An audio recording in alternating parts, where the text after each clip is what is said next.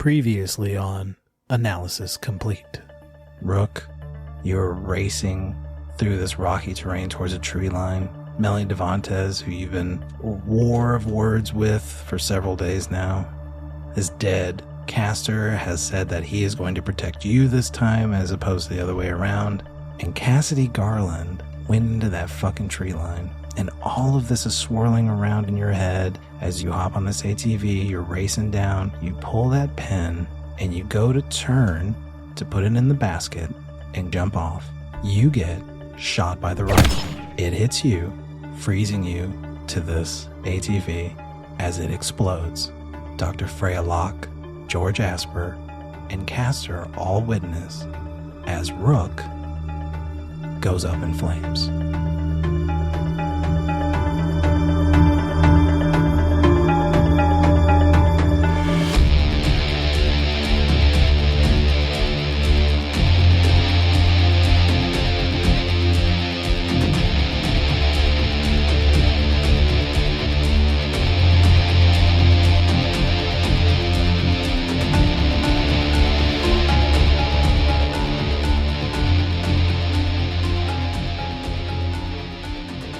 Makes it out of this laboratory and hears the voice echoing in his head to bring me my children.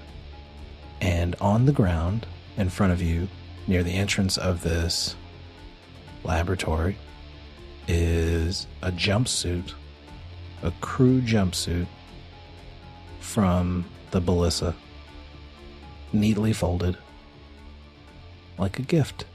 I'm going to go ahead and take a small little look around. What time is it right now?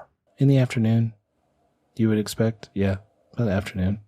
Just going to put my hand to the fabric of the jumpsuit and just see how much heat the sun of this planet has been letting cascade onto the jumpsuit. And just is it warm? Yeah, is it warm? It is not very warm. Wanting to sort of feel that warmth, that comforting warmth, and not getting too much of it, I'm gonna just, not very modestly, just zip open the jumpsuit. One leg first, another leg, tuck it in, and then the arms, and then zip it up, and take one last look back towards the door where I just exited from. These large double doors, massive, slowly come to a close. I'm gonna just sort of see, I'm gonna do a 360 and just try to find any sort of indicator, to find any sort of bearing as to where I might be. You don't remember really how you got here and what the traveling was to get here, but there is something inside of you that tells you to go west. And just to clarify from last episode, when Rook broke out, or when he was being experimented on for that first time, did he see any crew members in there? Yeah. You saw other crew members inside pods. You'd seen them before. In fact, you saw Dr. Freya Locke this last time. Okay. I would like to think that perhaps there's like a thin layer of planet dust on the outside of this facility. Yeah. I would like just to kind of write out with my thumb and forefinger, headed west, we must survive, and then Rook, and then begin to walk at a slow pace to the west. Okay. As Rook is walking through the forest, Dr. Freya Locke, George Asper are standing with Castor and 3 of the original crew from the Ballissa. Captain Wakefield scratches his beard. We need to leave. And go get the others. No, we need to leave this planet. Why would we do that? I don't think we're capable of getting our friends back. And I would love to. What have you seen that makes you feel our odds are so slim? Yeah. anything that is capable of creating you, and he's pointing at Dr. Freya Locke, anything that's capable of creating you, I feel like is beyond our threshold right now. But that could just be a scientist. So you've never encountered what created them? She has. And Cassidy Garland steps forward. Cassidy? It gets inside your head. It made me feel confused. It's not human. Even if it's just a scientist, it has a way of controlling you. Does it get into everyone's head at once, or just one person's? I don't know. I just know it was in mine. Were you alone or with others? I was with Martin. As far as we know, Rook and Dr. Locke, their original bodies are still at that place. Are there any other crew members unaccounted for? No, I don't think so. Martin's at that giant bowl. Martin's gone. He's dead. Oh, that's for the best. But Melanie, George, Barry. Are Melanie and George original bodies at this place too? As far as we know. When you all met Martin, did you get... He had taken our weapons. Yes. We don't have them. The paraboloid's too dangerous. What do you mean? It killed him. Sound there exploded his head. We didn't want to risk getting the weapons. Was that sound earlier? Probably. I was trying to see if there was a way to turn off the signal, but inadvertently I killed Martin. Come on, we need to get to where we're camping. We can talk about this as we get back to camp.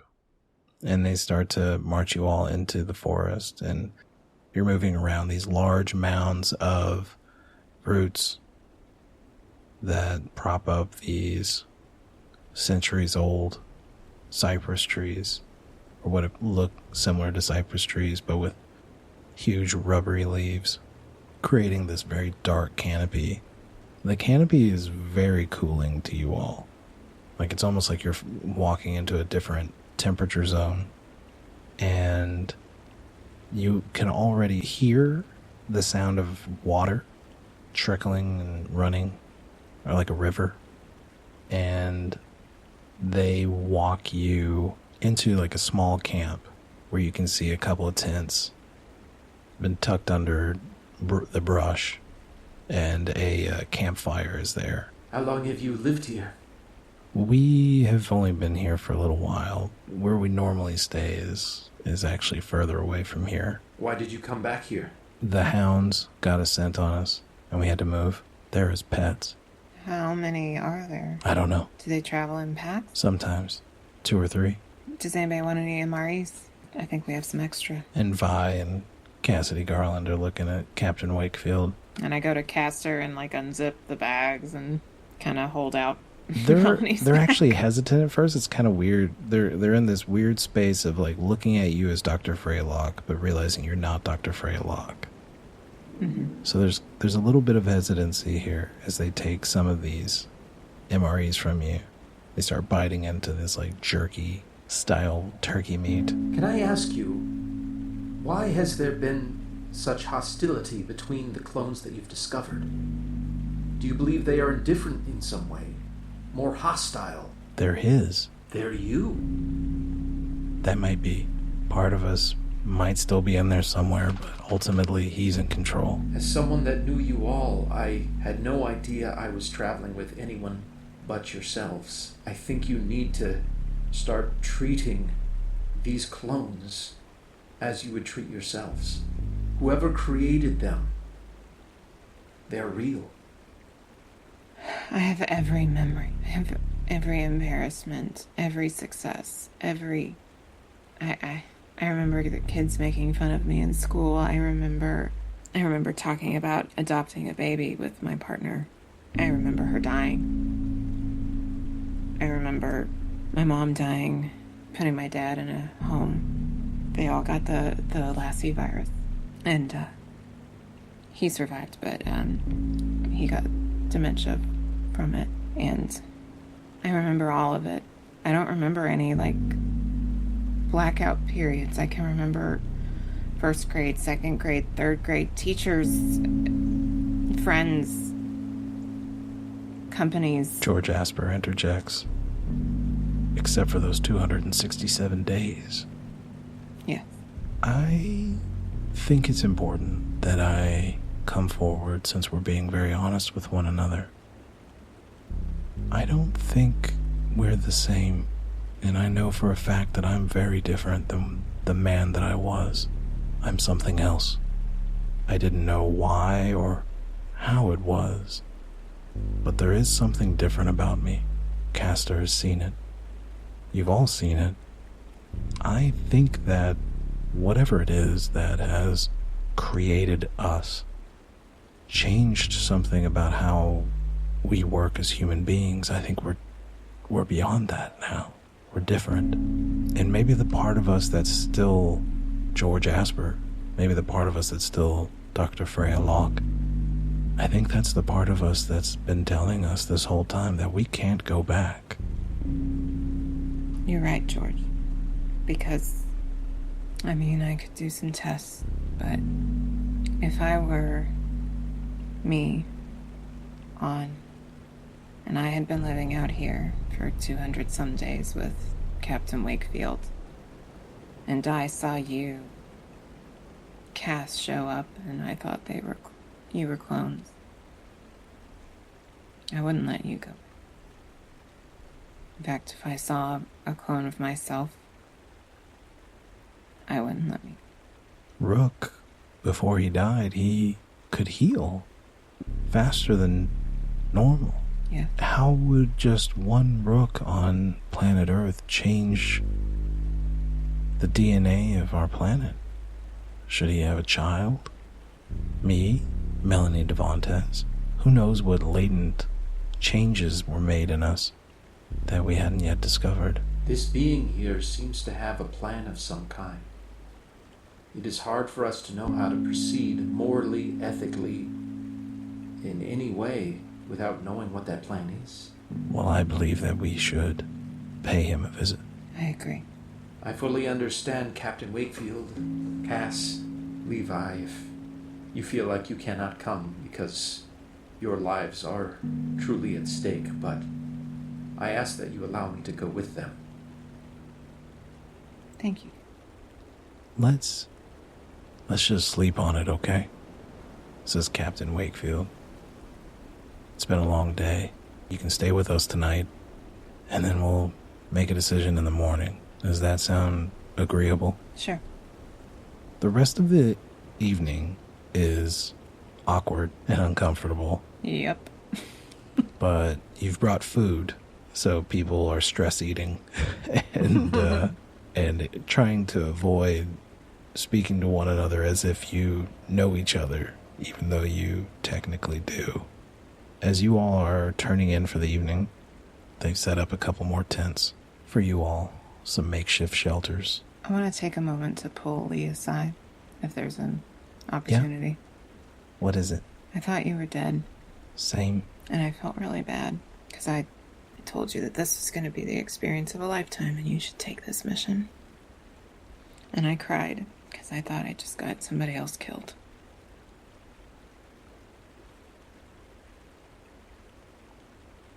I don't know what to say to you.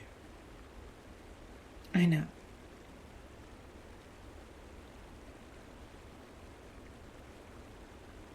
I'm glad you're alive. And I leave. Rook, it's late. As you're heading west, you can see to the south a campfire burning. How far away? 100 yards. So you got plenty of time, plenty of space. Whatever's there doesn't know you're there. But you do know, in your heart, you need to go there. And there's no more sun out. Yeah, it's dark. Low visibility. Okay. I'll just go ahead and just start to approach. Hello? Dr. Locke You see Captain Wakefield emerge from his tent and look over around, and he points at you and George Asper and anybody else, and he tells you all to get down. I don't know what's been going on. I've been walking for some time and I could really use some water. Anyone here from the ballista? Rook, you hear the bolt action of a smart rifle. I'm going to immediately take the top zip of my jumpsuit and push it down. I mean no harm. It's me. I don't know what's going on, but I am in a bad spot right now as I expose all of the numerous scars and cuts and incisions across my body. Rook? Rook's gonna be in a tough spot here because he did see that, so he's gonna just drop to his knees, interlace his fingers behind his head. Yeah. I surrender. I mean, you know how I have nothing on me, just this jumpsuit on as I bury my face into the soil. You lay down on the soil, making yourself as unthreatening as possible. Dr. Freylock, when you yell Rook, Sergeant Vi grabs a hold of you and puts their hand around your mouth. And I try to take it away and I'm like, it's Rook. And she whispers in your ear, we don't know. I don't care. Which Rook it is. So, does it make a difference? It's one more person. Captain Wakefield emerges from behind one of these trees. Rook, you feel him start patting you down. And he grabs you by the collar and lifts you up so that you're back up on your knees upright. My eyes are going to be closed here. He's behind you. Whoever this is, please, please do not kill me. I will do anything. Please, I mean no harm. You feel the barrel of a rifle into your back, and you hear the sound of Captain Wakefield. Stand up. Get up. I slowly get up on one knee, and then the next, and hands are still behind my head. Walk. I slowly begin to take steps here, not trying to have any aggressive movement here. But as I walk, I would like to just keep my eyes towards the ground and just I'm looking for any vulnerabilities because I don't know what's going on and I don't know if I'm in safe hands quite yet, but I am looking down at the ground to see if there's any just any openings as a military person should. So you're looking down at the ground, you see there's like a thick brush of leaves, small plant life that's growing here. They have these like serrated edged green leaves growing over violet bulbs, strange flowers. Just knowing military weaponry, does the smart rifle have a strap to keep it around on his person? Yeah. Good to know. I keep walking. Okay. You're gonna try and knock it, were you? Yeah. Yeah. Maybe. Castor's gonna emerge, having been a little zoned in and writing some things down. And when he sees Rook, he's gonna say, "Rook, so good to see you. Just a few hours ago, we saw you die." And Rook, you hear the voice of Castor. Not gonna respond to that. I have a gun to my back, so I'm just gonna do what the person holding the gun told me to do. Eventually, you are marched into what looks to be an encampment. You can see these tarp tents set up around the campfire. You can see Sergeant Vi right behind Dr. Freya Locke, a few feet away from Dr. George Asper, and the mechanical body of the android that you remember watched over you on the flight here, Castor. Castor approaches Rook, and he gives him Rook's dog tags, which he had taken off his body. "I'm so glad to see you so soon. I was hoping to be able to give these back to you. Just a curious look all throughout the camp. Yeah. Do I clock Cass? She emerges from a tent. Her face is stone cold, trying to assess what it is that she's looking at. She walks over, and you hear the distinct voice of Captain Wakefield. That's who's been behind you this whole time. He says, "What are you doing?" And she goes, "Let me see." She goes over where you had unbuttoned your jumpsuit. You unzipped your jumpsuit. She goes over, she opens it, and she can see on your chest the road map of scars from all this experimentation. And you see her pull down her tank top just a little bit, and you can see the same scars on her chest. And she gives you the tightest hug you've had maybe in your entire life. I receive it, looking out towards the rest of the group with blank eyes and a shake of the head. Can anyone tell me, why are we still here? Why are you all alive still? We have some answers, but not all. You may have some answers that we do not. Which answer do you want first? What day is it of our time here? What day is it? I don't know. Are you all out of the loop as me? Does no one know how long we've been here? I believe we've been on the planet 271 days, I believe. Castor was down for most of that. That's why he's not certain. And I have no memory of it. Nor does George. How many days do you feel you remember? 14. 14 days or so. I turn around to Dr. Locke. Who are you? I'm Dr. Freya Locke. No, you're not. Yes, I am. Dr. George Asper stands up, and he says, "She's not, but she is.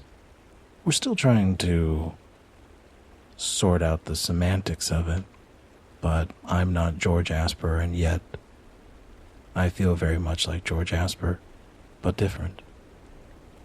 And I would make the guess that you have seen us before you came here." Slow nod at the head. There is some life form on this planet that seems to be experimenting on the human crew and have cloned many of you. There was a clone that was traveling with our group for several days now that I knew as you, Rook. And though you may not remember the interactions we had, you told me about Ruby. You told me about your son. Your clone was real to me. Okay, I guess that's what happened. I just feel awful because I feel like I haven't been here for all of you, and seeing how you all look like you've been through hell and high water, and I'm sorry I wasn't there to protect you. You were. Any of you. He's right, you were. When you say protect you, you have an intense feeling come over you that you need to protect Dr. Freya Locke and George Asper. So, just to be clear, in our time together, we were all fighting on the same side, right? Well, you may have died trying to kill Captain Wakefield. But that's because he was trying to kill us, and you didn't know it was Captain Wakefield. You see, Captain Wakefield saw that we were clones. And you died trying to protect us. Small, little accusatory look towards Captain Wakefield. Why kill us if you knew if it was... Did you know it was us? I knew that they were not really them. So why kill them? It's complicated. We think that whatever created them did so with a purpose, and that purpose may put at jeopardy our entire planet. That's why they were being sent back to Earth. Just them. Am I still being detained here, or am I free to just, get up off of my knees here? I go and get him some water and an MRE and hand him to him. And I would also, as I approach him, I really want to take a good look at those scars. Sure. Not necessarily inspecting them as a doctor would, but trying to see if there's anything I need to do, and then also what they look like. Just really committing It that looks to like memory. scarring of bits of flesh have been scraped from his body. Scraped. Okay. Captain Wakefield, I just want to be clear here, and Dr. Locke, Dr. Esper, please don't take this the wrong way, but you're letting these two live. You're letting these two scot-free. So you give me the order, I'll put them down right now. Again, no... I mean, if everything is... offense is taken. I am a person. Why would I want you to kill me? Why would I be okay with you saying to somebody, oh yeah, cool, let's get rid of her? So who's going back, you or the original? I don't know, but probably definitely not me. I don't know if the original is going to make it. Captain Wakefield doesn't want her to. I saw her. I You know did? where the real you is. I woke up next to her. So you could get her out. You could get us in and we could get her out. And maybe Barry and Melanie. Maybe. Could you give me directions? If you all are too chicken shit to do this, I can do it. I just didn't realize I was not the pussy here. You're more than welcome to go. Oh, I know how you feel about it, Captain Wakefield. And apparently, since I'm not a person and I didn't ever agree to this mission, I don't take orders from you, so fuck off. If you're gonna treat me like shit, you will get treated like shit. Now, I'm sorry, but Freya Locke has lived a pretty shitty life, and I don't plan on leaving her in there. Captain Wakefield nods. The tenseness in this camp has been elevated. Everybody's a little unsure how to proceed. So Cassidy Garland speaks up, and she says, let's just calm down. They want to go deal with whatever that is. Let's let them. We gotta repair the ship, probably. They said it crashed. We need to go take care of that. We'll split up in the morning, and you all are welcome to do whatever it is you think you need to do. Can we agree to ceasefire for tonight? Captain Wakefield takes his rifle, and he sits down on a tree stump. Cassidy Garland looks at Rook in the eyes, sighs, and makes her way to her own tent.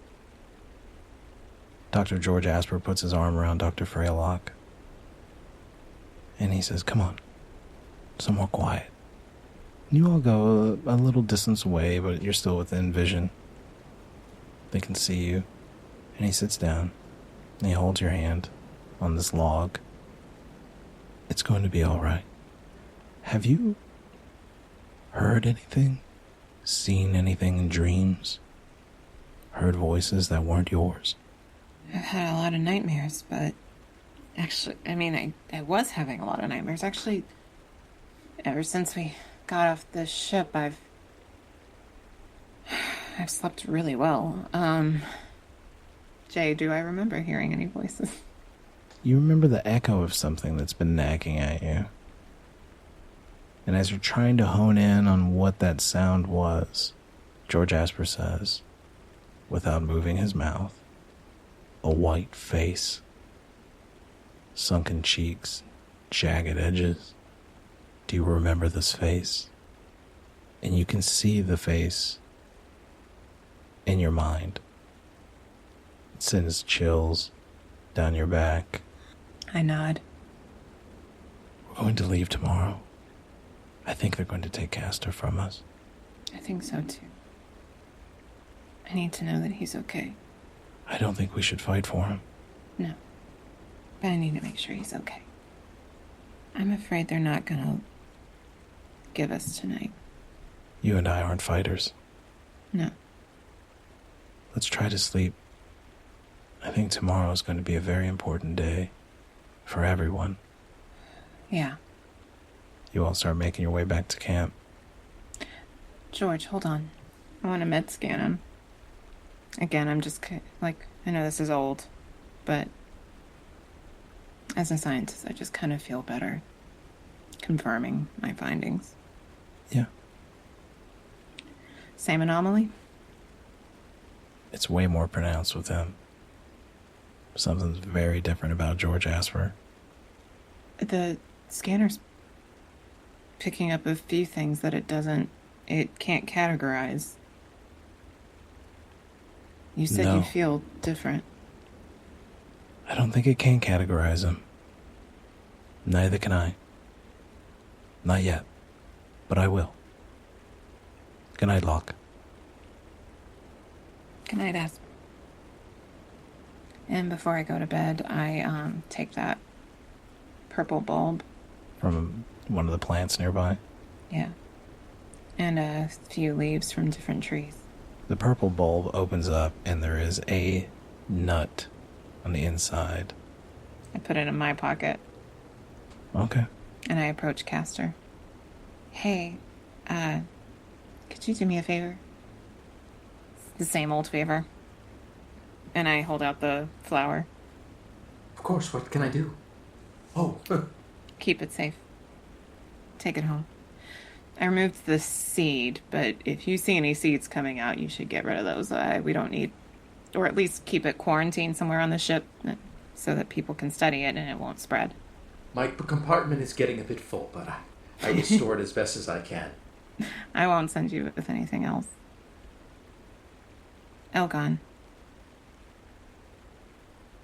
Thank you for calling me that. It was a pleasure meeting you and knowing you. And, well, I think our ways might be parting soon. And, well, I know you were looking for something new here. I think the others have had a rough time and they're ready to go home. Why do you feel our ways are parting? That's Where I go is not their choice. It is mine. what I wanted to hear, is that you make your choice. Whatever it is. They may have forgotten that I am programmed to protect humans. And even if they are not going to protect their own, I will. Do not treat tonight as a goodbye, because tomorrow I am going with you. Okay. It's up to you. It's ultimately up to you. Always. I'm not going to talk you in or out of anything, because to be honest, there's no good choices. No. There are forks in the road in every direction, but what each one of us choose matters. And I know what my choice will be. I feel more connected to you than I ever have, because you and I share something now that we didn't before. What's that? People question whether we even live. And though existence may vary from person to person, I think we both know that we're real. And it's something I've been grappling with my entire life. You may have only been grappling with it for a few hours. No, I've actually grappled with it for years. I never really felt like a person. I'm a biologist, and I understand that I've broken some of the laws of being a life form. I can't reproduce. I've not lived in homeostasis on many of these missions. So, am I really there? While this conversation's happening, Brooke, what are you doing? You don't have to be doing anything. If Cass would allow me, I'd like to see if I can enter her tent. Sure.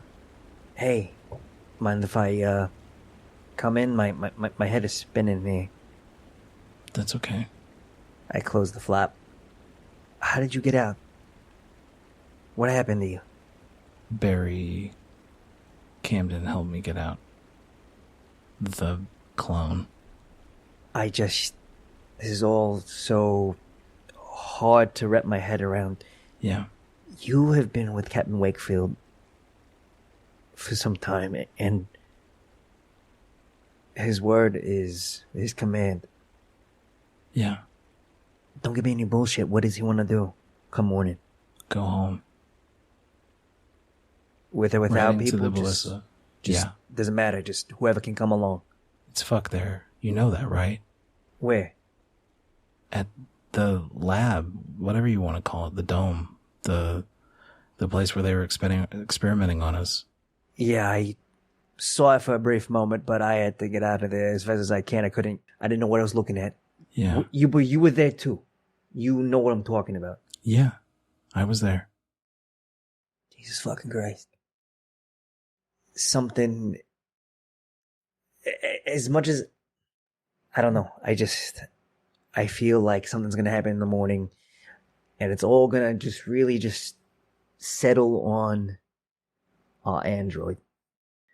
We need him. We need him with us. What is your opinion on the others? I don't want to go back to the lab. I don't want to go with the clones. And I know our friends are there. I know our crew's there. But we lost everything. We can't fight back. They'll just put us back in the pods. You don't know that, Cass. We got more people now. Things might be different this time. And we could bring them along, you know? Maybe we'll find some sort of compromise, but if they want to stay here, fine. But we got to make sure that they stay here in a place where they can feel safe.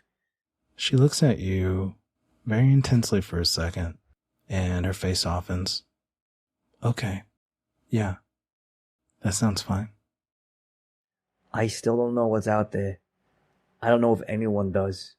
This all feels like some sort of sick dream, Cass, and I hope that I go to sleep and then I wake up and I'm back from wherever I'm from, and that I never took this job from Pantodine. I was a fool for taking this up. Me too. You were too. We all were. And the thing is that even if I go back, I don't know if I'm going to be the same person that I was going into it. I don't know if I'm going to be able to face the music. But we just got to try and do something, because whatever this is, we got to figure this out. And I got to be honest, I don't think I have a brain big enough to really understand what's going on. But the doctors out there, they do. And I got to make sure that they are able to do every single part of that injury-free. Of course. Go get some sleep. Yeah. Sorry for bothering you. No, that's fine. I dreamt about you a lot. And she just nods. You can tell that something in her demeanor has changed. Have a good night.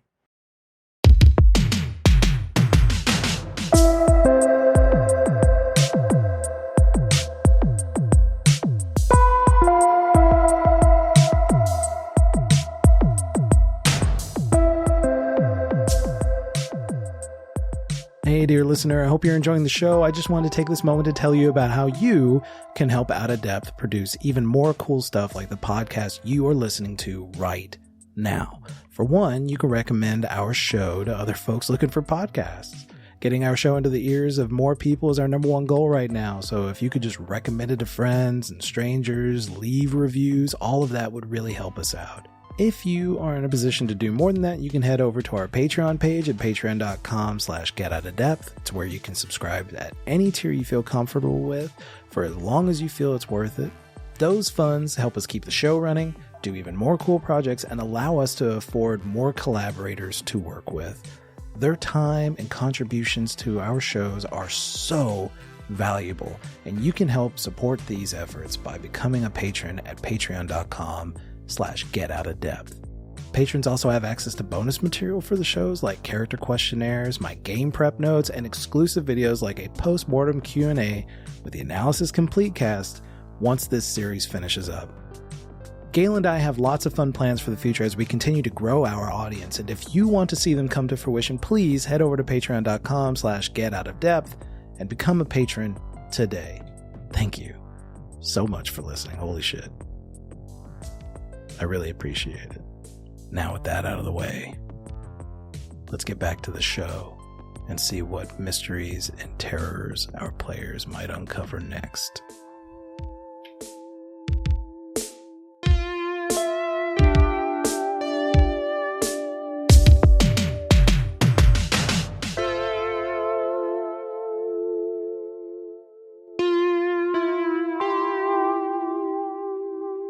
Castor, what do you do in the middle of the night when everyone's sleeping? Castor is going to sit on like a stump outside of Dr. Locke's tent, and he's just going to be writing furiously throughout the night. Just kind of like his thoughts, what has happened, and a bit of his life story. He's kind of putting into this notebook that Barry had written in, that he still has. As you're writing, you hear a pair of footsteps come behind you and sit on a stump in front of you. It's Captain Wakefield with the rifle. He bridges it across his lap, and he sits down and he says, "You're writing." I am, yes. What could you be writing about?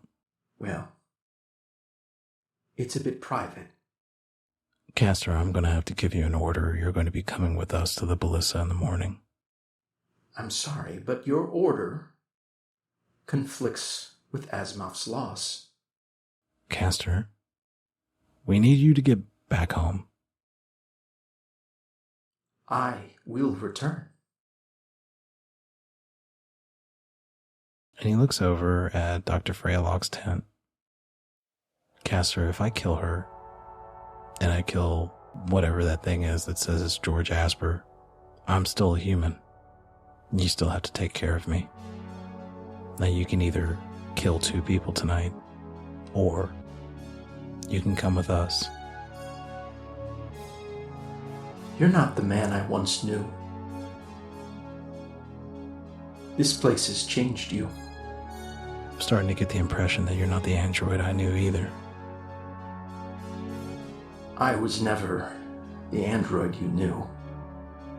I used to have to be afraid of people like you knowing what I was, what I am, what I've always been. I'm not afraid of that anymore. I don't care that you know that I am different. I don't care that you know that I'm special. You need me to survive, and I will help you survive. But do not think that you are a puppeteer that can control me. I am more than that, and I think you know that. So be very careful with your threats, Captain. Who are you? A better man than you. They're going to get us all killed, and you're going to allow it. It has been over 200 days, and we haven't had contact with Earth for almost all of them. Nearly 300 days we have not had contact with the Earth. That means they're coming. They're coming, and they don't know what they're walking into. We have to leave. And we will.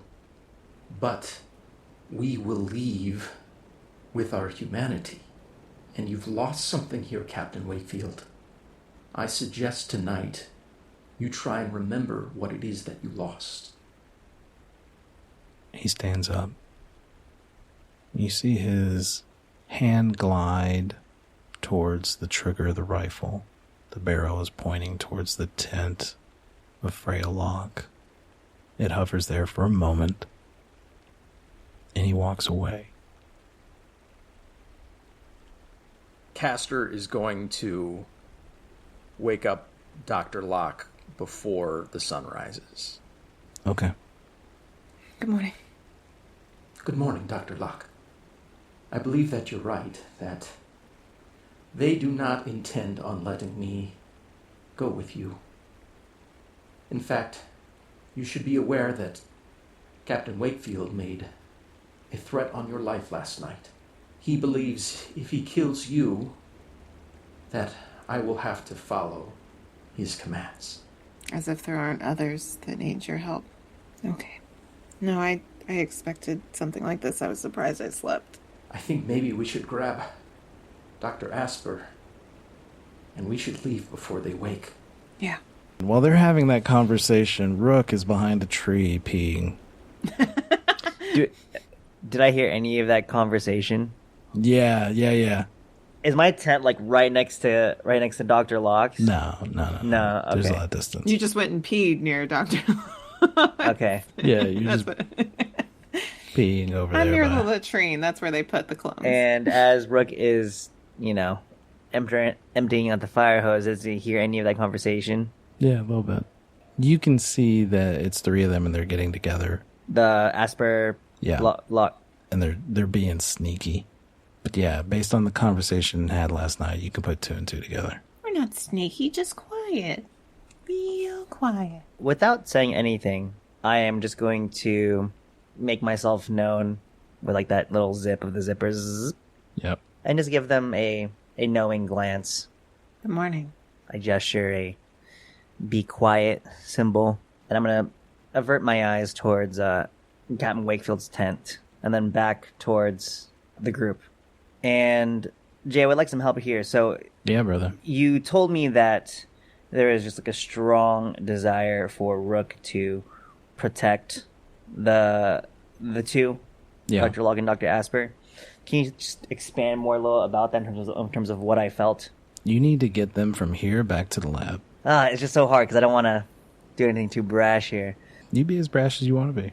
I'm going to slowly just approach with a hand signal here, and I'm going to just speak it in the quietest tone possible, as far away from Captain Wakefield's tent. I want to help. Okay.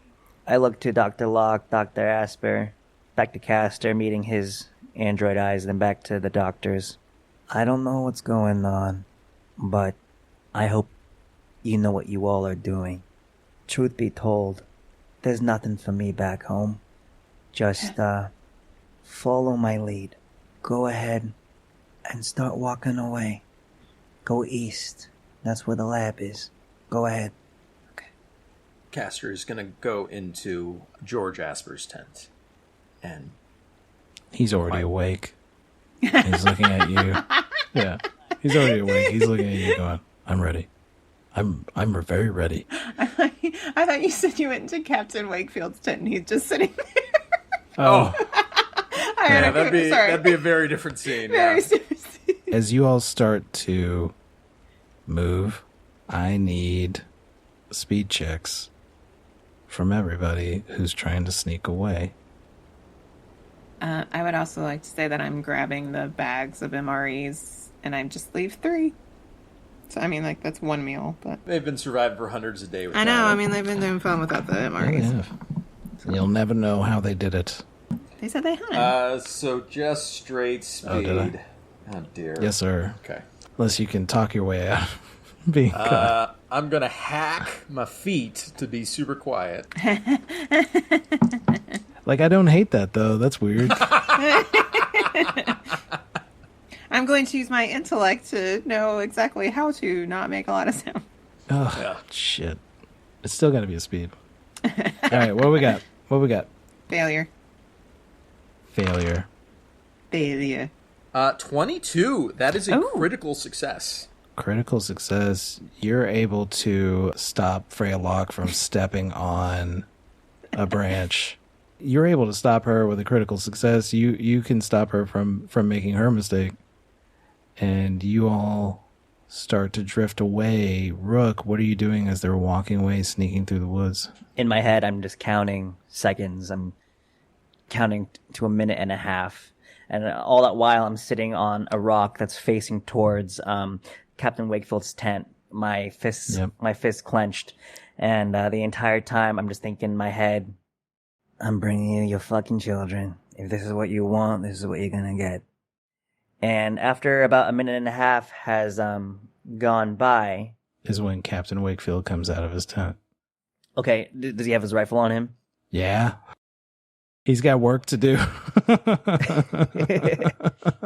Sir, I woke up to take a leak. I don't know. Which way? I don't know. I walked out and I didn't see any of them. The tent's empty. Fuck. Up. And he's yelling for everybody around him to get up. Sergeant Vi, Cassidy comes out. Cassidy does not take her eyes off you. I give her a knowing glance.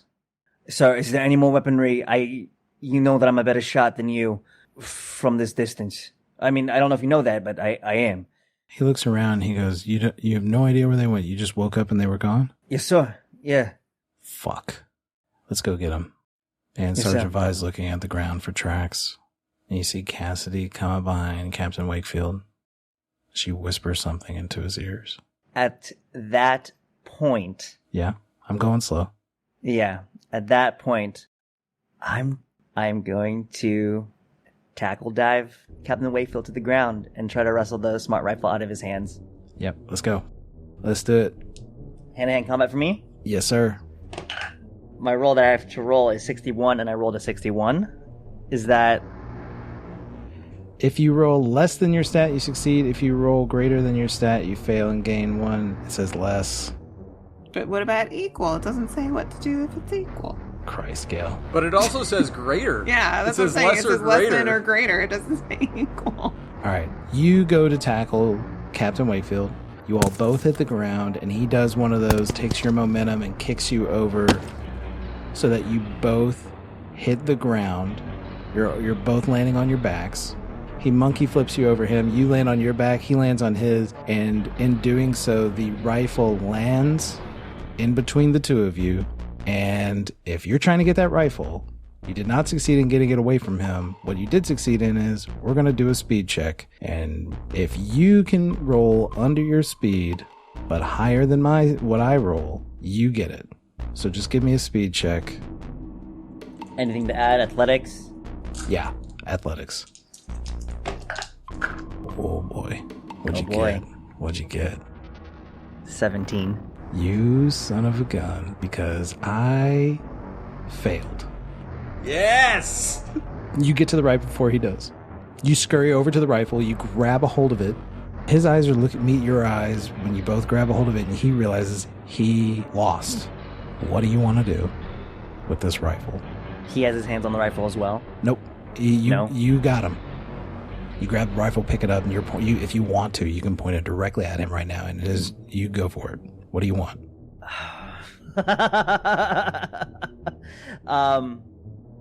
Oh my god. Jay, come on! It's up to you. It's up to you. Making choices on the cuff. You got this, bro. I'll tell you what, whatever decision you do make, the next round, the next moment that happens is about to get real complicated because there's 2 other people here.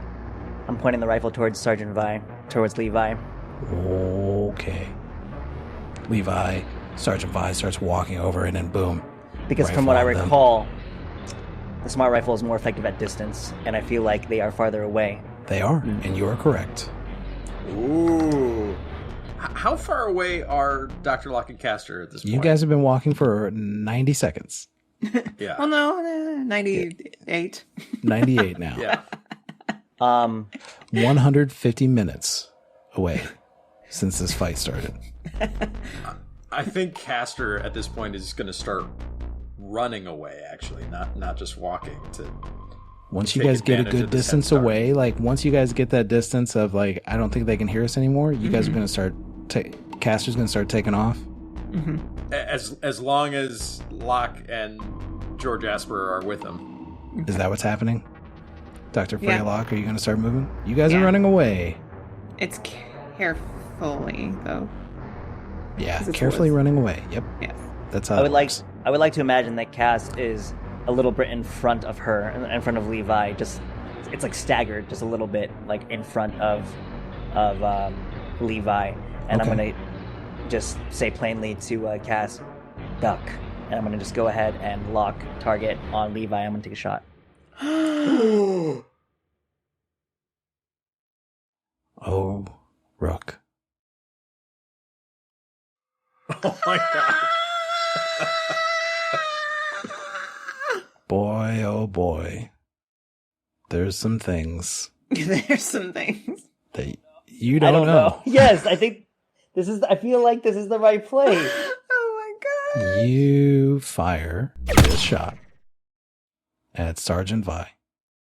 Go ahead and make your roll. I'll add military training to my combat Yes, sir. for 56. 56. And he got, A 3. okay, a 3. Let's see if Cassidy Garland, who has a speed of 42, can roll under her 42. Because what you see when you pull the trigger is Cassidy Garland is going to jump in front of Sergeant Vi. And she fails. Roll your smart rifle damage. It is 1 wound if you're far away, I don't think I'm far away, though. 2d10 if you're nearby. Yeah, 2d10 I think is best. You're not quite far away. 17. Whoa. Holy shit. This is not good. Sergeant Vi, hardly knew you. Gunshot. Major blood loss. Just explosion of blood as she takes this wound, and she is bleeding +4. She is not long for this world because there is no doctor. As you all are running away, Dr. we hear Freylock. Oh yeah, you hear the pop of a gunshot. I do You stop. guys are very far away at this point. Yeah. But I don't know who it is. I don't know what Nope. it is. I do stop. Real quick, I want to go back. Like, this wasn't supposed to end in bloodshed. It was just supposed to end with us leaving safely. And then not getting very far. That's it. So, Dr. Georgia Asper, who's a few steps ahead of you, turns around, looks at you, and says, "They're not our problem right now." but am I compelled to keep going? You seem very conflicted. I am Could you make a conflicted. sanity save? Shit. And if you fail the sanity save, No, I'm not conflicted at all. This is a complete... you're going to keep going. All right. 19. I did not fail the sanity save. You succeeded, right?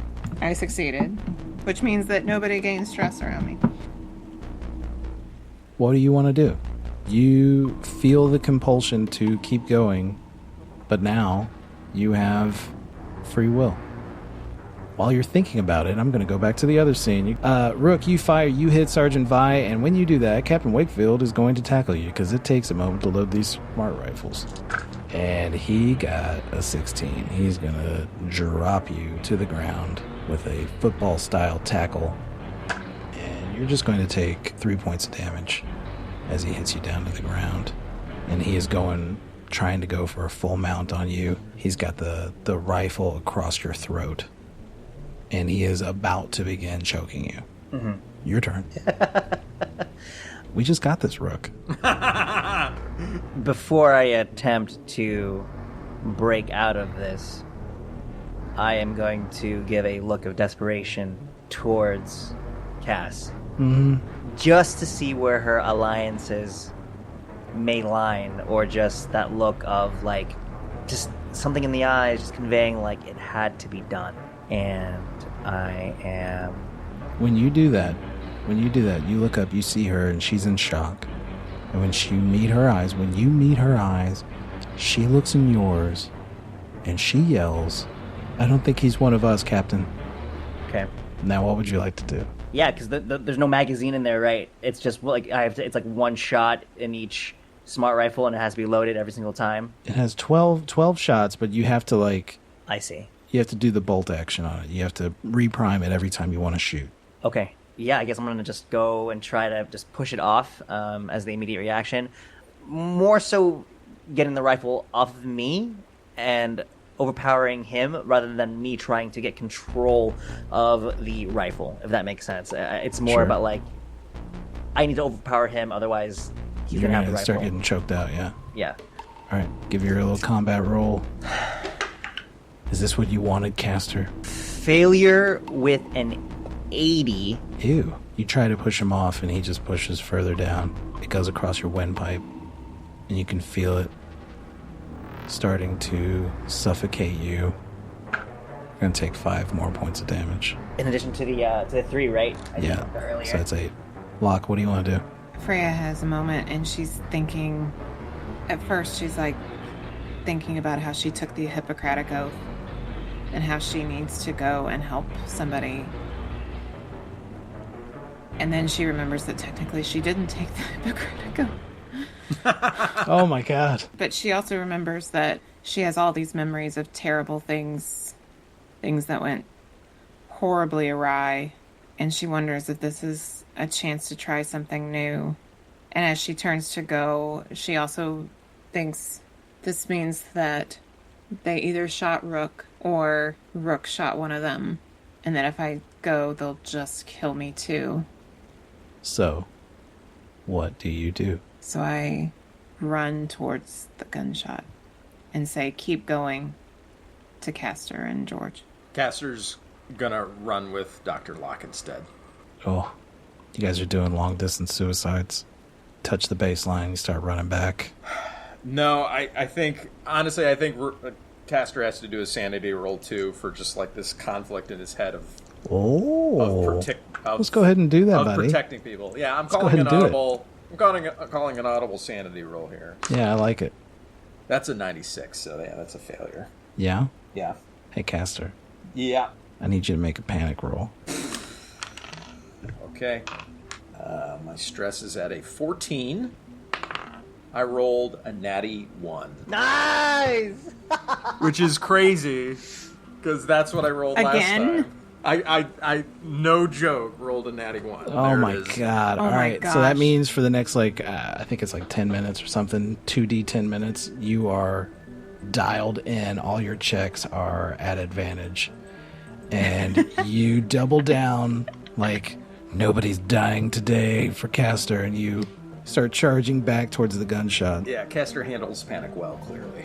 Clearly. I feel like there's some synapses in his programming that says, oh, he has blown a fuse. Like, take over and become more focused in.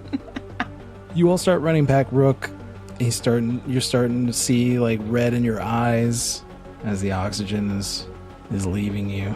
I would like to see if there is a rock nearby that I can grab. Give you a 50-50 on a rock. Ooh, 37, you get a rock.